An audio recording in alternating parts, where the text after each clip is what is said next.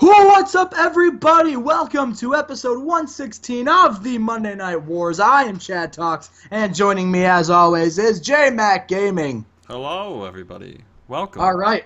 How are you today, buddy? I'm all right. Awesome. This is the post-brand split era in WCW. Not era. Era, whatever. So without further ado, let's run the first Nitro of the post-brand split. Okay. So, in our first pre-show match, we called up Homicide from Developmental, and in a pre-show about that terrible wrestling, Homicide defeated Chef Psychosis with the Cop Killer. Yeah. They don't click. That's good to know. Click because Homicide scared Chef Psychosis into jobbing. Yeah. Chef did not want to take the loss, but Homicide cracked his knuckles. So Chef was like, "Hey, you know what? I'll cook up a lot. I'll cook up a dub. I'll cook up an L." And then Homicide in 1 day here is already politicking. Welcome aboard. You'll do just fine here. All right, let's move on. And then a pre-show about that Jmack did. I'll let you explain it. I like the Chavo one. That's all I need to explain. Chavo's the best. And True. I feel he's underpushed here, and he would be a great addition to WWF. Well, now that there's a brand split, maybe he has a bigger chance to shine. And about that did way better than I thought it was going to do. What the fuck, man? Why? That 70s team pick up their first win as a team when they take on the Hammer and Riggs. Hammer and Riggs got separated from the flock, brother. They're making their way on their own now. No, they're not going to make it very far, brother. Alright, next segment. Alright, so we start the show off. Bischoff, Nash, and Hogan come down to the ring. Bischoff says, World War III was a great day for me and for Nitro. Bret Hart beat Scott Hall with the help of my friend Kevin Nash, and we won. Now, you know, there was a moment where me and the Thunder general manager were trying to decide who was going where.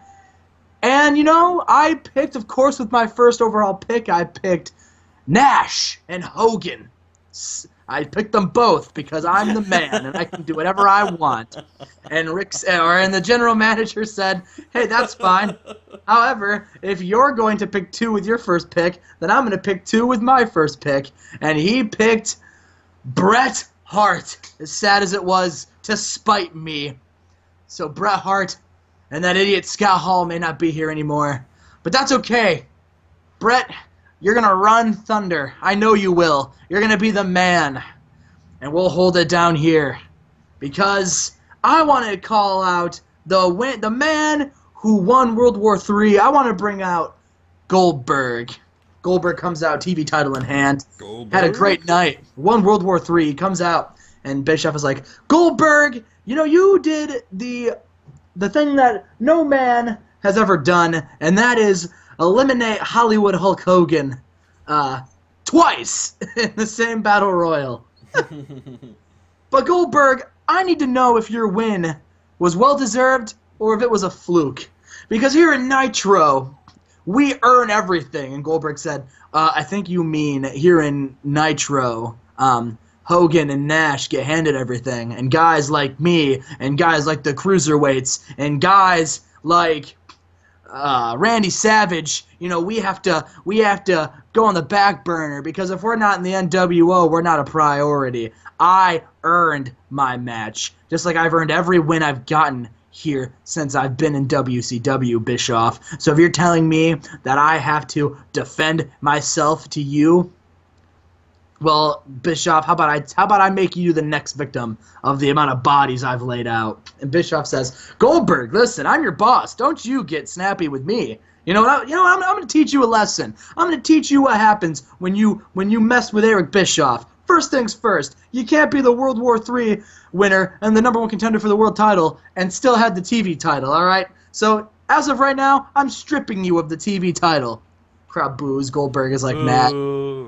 He's like, second of all, I am gonna make you put your World War III win on the spot tonight. In fact, I'm gonna have you defend it against Kevin Nash.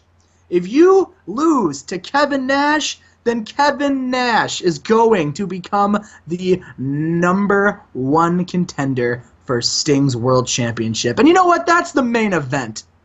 So Goldberg, if I were you, I would get ready for your match tonight, because you're going to need it. Oh, I didn't move that to the main. Oh, no! That's okay. Oh, no. That is the main event. It just might not be... It's gonna be a weird order. That's okay. I'm sure we'll be fine. All right. Okay. So, we start the show for that first match. We're going to have a battle royal to determine who will be the new the new television champion. And then a decent match. The battle royal was Chris Kanyon, Davey Boy, Disco, La Parka, Luger, Mike Awesome, who wrestled twice tonight, Rick Steiner, Vicious, Regal, and Six. And as you can tell by Regal, he's got a new picture. And a decent match, Sid Vicious won a battle royal. The other members of the Final Four were Lex Luger, Chris Kanyon, and Steven Regal.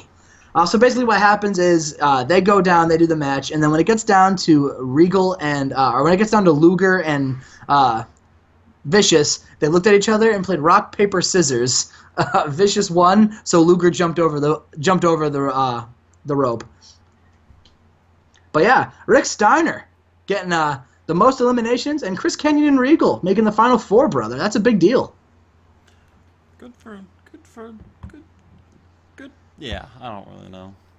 Yeah, let's handle some changes. First, we're going to give Regal a new gimmick because his high society gimmick is awful. We're going to make him the wrestling machine. He's average now. But whatever. It's better than awful. Yes. Next segment. So, after that, Luger and Vicious are in the ring, and Luger grabs a microphone. He says, "Ladies and gentlemen, the total package! We did it! Because when one of us is television champion, we all are television champion!" So Luger picks up one end of the belt, Vicious picks up the other end, and they hold it up high. And they go, "We are the television champion!" I hate this gimmick. At the announcing desk, Honky Tonk Man was pretty weak. Oh, Honky Tonk Man, shit. of course, one of the newest member of the Nitro commentary team, along with Tony Schiavone and Bobby Heenan. What happened to Mike Tenay? Well, we'll have to find out what happened to Mike Tenay. Fucking We go backstage, and Bischoff says, "I just had a brilliant idea. It was all me. It had nothing to do with the Thunder GM. It was all me." Because you see, Bischoff never has a bad idea. In fact, every idea Bischoff has is a great idea. And I'm setting up a match. A match that is going to change the landscape of WCW. You see, it's going to take place, it's going to have 6 men. 3 from Nitro, 3 from Thunder. And they're going to be fighting over a briefcase. And that briefcase is going to be suspended on a pole. That briefcase is going to be called Money in the Bank. Money in the Bank on a pole match. The winner of that match earns a contract for the World Championship anytime, anywhere. And we're going to have qualifying matches over the span of the month. And the winners of those matches will then wrestle at Starrcade to become the first ever Mr. Money in the Bank. Aren't I good? I wonder where you got that idea from. Who knows? Definitely not the Thunder GM. Definitely the Thunder GM. And then our next segment. No, and one of the first qualifiers right now is Rey Mysterio, and the newly debuting Drago had decent wrestling in Little Heat, got a 65. Did better than I thought it was going to do. Rey Mysterio defeated Drago with a springboard hurricanrana. Rey Mysterio was the first man to qualify for the Nitro side for the Money in the Bank on a pole match. Good for Rey Mysterio. Good for Rey Mysterio, brother. Sucks to be Drago, but hey, 65 match. He got Drago to a 65. That was good. I'm going to see myself up. Next segment. 69. And about that decent wrestling in Little Heat, the Hardy Boys defeat the Vega and the Prince of Puerto Rico. Got a C+. What's his name? Miguel Perez Jr. There you go. Just wanted to get the Hardys a win. These are officially the jobber teams of Nitro, not the Hardys, the Puerto Rican boys. The Hardys are going to be, they are not jobbers by any means. And after that match, the Hardys pick up a microphone. They're cutting a promo. Let's see how. And then the Hardy boys grab a microphone and they go, "Me and my brother Jeff, we want to challenge the men who beat us Sunday at World War III. We want to challenge the Dudley boys to a match next week." And then the Dudley boys come out and Bubba goes, "Hardys, you guys think you can beat us? Did you see how bad we beat you Sunday? You know what? We accept your challenge. Next week, you'll give you a rematch. It'll be the Hardys versus the Dudleys. And we're going to beat you just like we beat you last week. Or last night. And Devon goes, "Oh, my brother." And then the Hardy boys jumped, because what happened was they were in the ring calling them out. The Dudley boys walked down the ramp, and they were outside of the ring. The Hardy boys dove over the ropes onto the Dudley boys to close the segment. Jeez. I think it was bad because the Bubba went off shoot. But whatever. Yeah. Or maybe they're just not good talkers. Who knows? They're young, so I didn't expect it to be a bomb promo, but well. Give them time, brother. Yeah, exactly. This is a slow build. Gotta get them over. I'm not worried. This might be the main. Yep. Alrighty, so in an exceptional match, Goldberg defeated Kevin Nash in 1644 with a spear. So during this match, Goldberg and Kevin Nash were going, and Kevin Nash was using heel tactics all over the place. He was cheating, and Hulk Hogan was ringside, and Hulk Hogan distracted the ref, and Kevin Nash hit him with a lead pipe. And just when you thought Kevin Nash was gonna beat the streak, from the audience, Scott Hall, who isn't a Nitro wrestler, came into the ring and attacked Kevin Nash. Scott Hall, not happy that he was screwed out of World War III, brother. And Goldberg was able to then spear Kevin Nash and pick up the win. Nice. Good for Goldberg. Goldberg, still the number one contender. And not enough selling. Who would have thought? Who would have thought? So after that match, Hulk Hogan gets in the ring, and he says, "Kevin, that really sucks, brother." And then looks in the ring and goes, "Now on to more important things.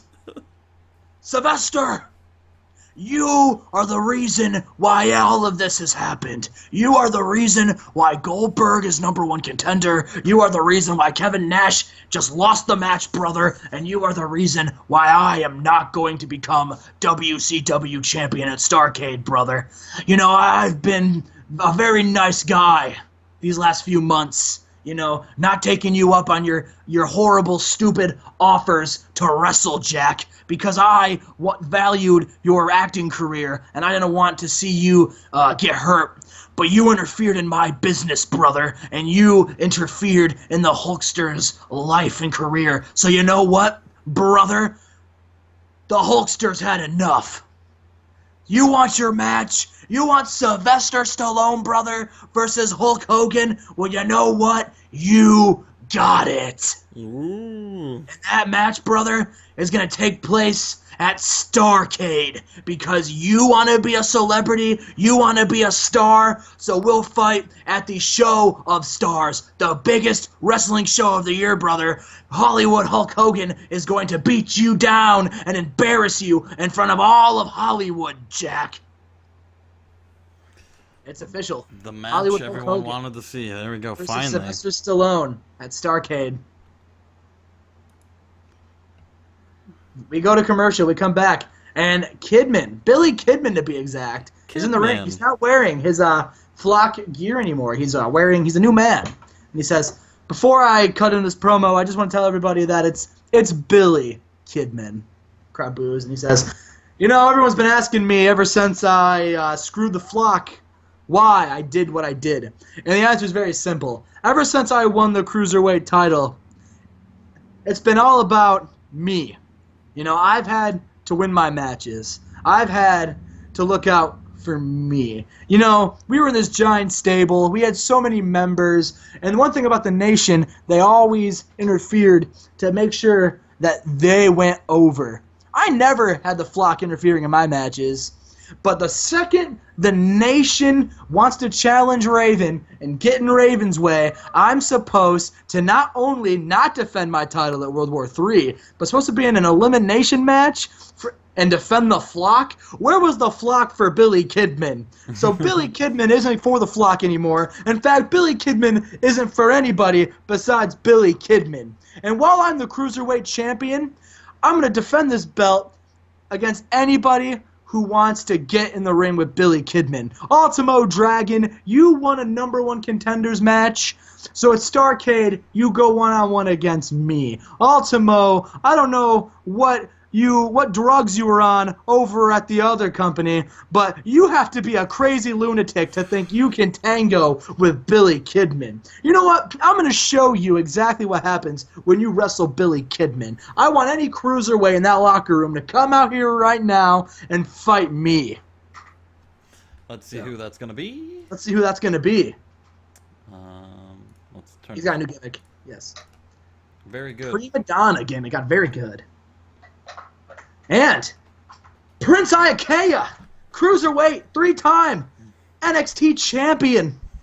They're wrestling. Had decent wrestling, little heat. Billy Kidman defeated Iaukea with a shooting star press. Gotta see. Welcome to the show, Prince Iaukea. Welcome to the show for your second match here. Yes. Made his pay-per-view debut last week. After the match, Billy Kidman, is celebrating the ring. Ultimo comes out. And he says nothing. He gets in the ring. He says nothing. And he stares down Kidman. And Kidman takes his title and he holds it up high and is like, "You're not going to beat me, Ultimo. You can't get in my head. I'm the man." And Ultimo just says nothing. And he's like, "Why aren't you saying anything? You're just gonna stand there?" And Ultimo is just staring there. And he smirks. And he's like, "You're not going to get in my head, Ultimo. You can't get in my head." So it appears Ultimo's getting in the head of Billy Kidman. We go backstage. Actually, we go live via satellite. Eddie Guerrero, and he's in his home. He's in his home, and he's got the global championship. And Shivani says, "Eddie, how does it feel to be a 2-time global champion?" And Eddie goes, "How does it feel to be a..." What kind of a dumb question is that? How does it feel to be a 2-time champion? I mean, it feels good? Is that what you want me to say? Oh, it's an honor to represent this company and represent this country. Fuck this country. Damn. He says, Eddie Guerrero is the best wrestler all over the world, all right? I could care less about this company, and I could care less about representing America. I did not start wrestling in America. I started wrestling in Mexico. Now that's a country that's got great wrestling. That's a country I'm proud to represent. But you know what? Even America is better than that shitty wrestling in Japan. Let me tell you what, Japanese wrestling is horrible. Any Japanese wrestler couldn't hold a candle to Eddie Guerrero. Yuji Nagata got destroyed. Yuji ain't got a championship. But you know who does got a championship? Eddie Guerrero. And I'm going to hold this championship forever. Because when I'm not holding this belt, it's a mid-card filler. When I am holding this belt, it's the main event. Because Eddie Guerrero is the main event. And then he says, "So you know what? I think I'm done defending this belt. I know it's, I know the New Japan or WCW Japan show is coming up in a few months, but you know what? I think I'm going to call in sick that day. 'Cause I don't think any more people who are a fan of Yuji Nagata deserve to see me defend this belt." You got any more dumb questions, Shivani, or are we done here? Shivani's like, "No, I think we're good." And he's like, "All right, great, peace out." And he gets up and walks away. What a promo. What a promo. Eddie Guerrero walking away. Getting heat, brother. So, we go.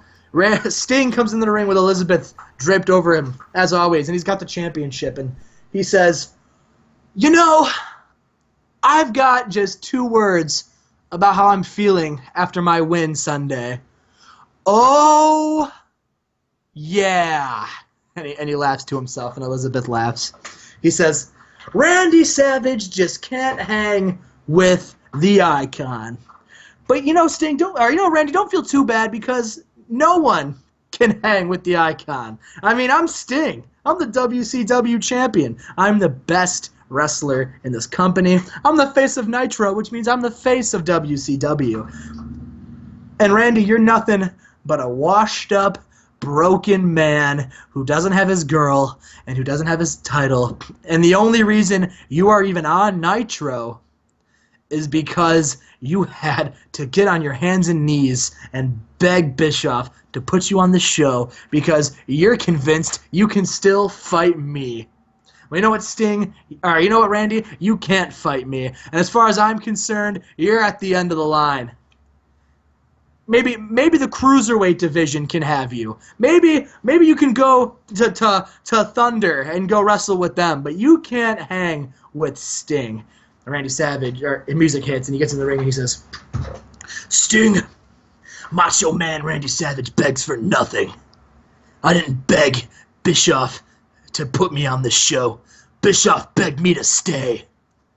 He begged me to stay with this company in general, because I was going to go to jail if it meant getting my hands on you, Sting. I would do whatever it took to get my payback. And you know what, Sting? I'm challenging you right now to a title match. And if you win, I'll leave. I'll go away forever, and you'll never have to see me again. And Sting says, Randy, as much as I'd love for you to go away, I've got nothing to gain from that. I don't care if you're here, because you're not a threat to me. You see how that works? You are nothing to me, Randy. I am the Icon. I'm the best. And you're at the end of the line. I already said that. I do not accept, and I already talked to Bischoff.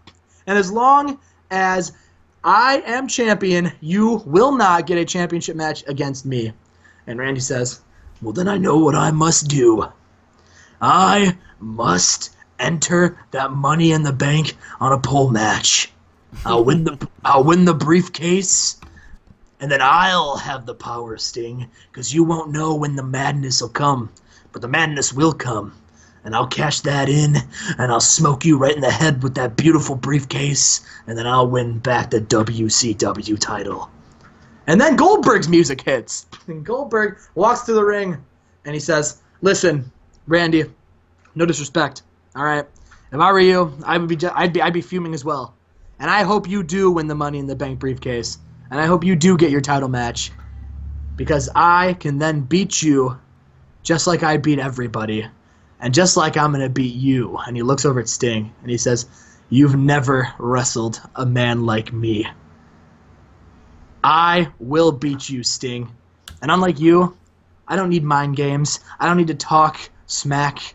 I don't need to convince somebody to leave somebody else. I don't need to mess with people's lives, Sting, because I'm just a winner. And I'm going to win just like I have my entire time here. And Sting says, Goldberg, you said I've never wrestled a man like you. You've never wrestled a man like me. I'm the Icon. And Goldberg says, I don't care who you are. And then he spears Sting. Oh, jeez. And then Randy Savage is like, oh yeah. And then he taps him on the shoulder, and he signals for the turn. He signals for the top rope. Randy gets on the top rope, and he does the macho elbow, and Goldberg spears him in midair. Nice. Goldberg then grabs the microphone and says, like I said, you've never seen a man like me. And he throws the mic on the ground, and that's how we close the show. Oh, dude, a triple threat match between these three.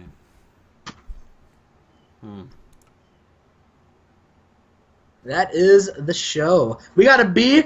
I know it's not the A that you got, but I don't care. I do. Ha ha ha ha. Let me have this one. We lost All right, popularity, guys. brother. Let me know. But we gained it in 7. You have to look at the positives. All right, guys. Let me know what you thought of the first Nitro post-brand split. Leave a like, leave a comment, subscribe, and we will see you guys for the first ever episode of Thunder. Hell yeah, brother. Fuck the revival.